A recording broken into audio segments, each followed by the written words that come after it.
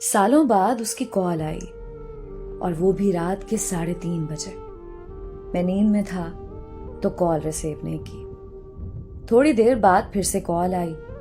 फिर मैंने मोबाइल उठाया कि शायद कोई जरूरी कॉल होगी और हेलो बोला। सामने से भी हेलो की आवाज आई। अचानक मैं बिस्तर से उठा क्योंकि आवाज कुछ जानी पहचानी थी। ये आवाज सुनते ही बहुत सी यादें ताजा हो गई, बहुत से जख्म ताजा हो गए और मैं बेचैन होकर फिर से हेलो बोला। हेलो, आगे आवाज आई। डिस्टर्ब तो नहीं किया? मुझे भी जवाब देते हुए घबराहट सी हो रही थी कि हाँ बोलूं या ना। कुछ समझ नहीं आ रहा था। मेरे दिल में सवालों का समंदर घूमने लगा कि आखिर क्यों इतने सालों बाद मेरी याद आ गई। मैंने हिम्मत करके बोला, नहीं, बोलो। उसने कहा, कैसे हो? मैंने कहा, ठीक। और तुम? तो आगे से वो रोती हुई आवाज में बोलने लगी, ठीक नहीं हूं।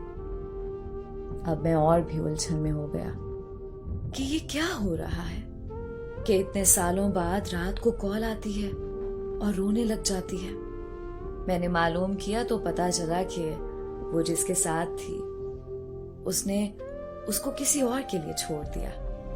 वो जैसे जैसे बता रही थी कि उसे रोकने के लिए मैं बहुत गिड़गिड़ाई, मिन्नतें की उसकी। उसी तरह एक दिन मैं भी गिड़गिड़ाया था।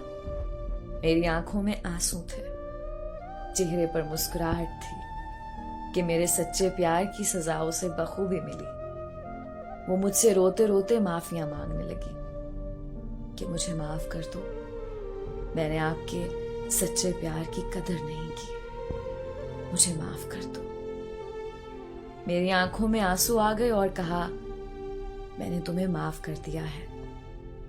फिर उसने मुझसे पूछा, क्या तुम मुझे अपना पाओगे? ये सवाल सुनते ही मुझे वो रात याद आ गई जिस रात उसने मुझे ठुकराया था किसी और के लिए। और मैंने आंखों में आंसू लिए जवाब दिया, नहीं, कभी नहीं।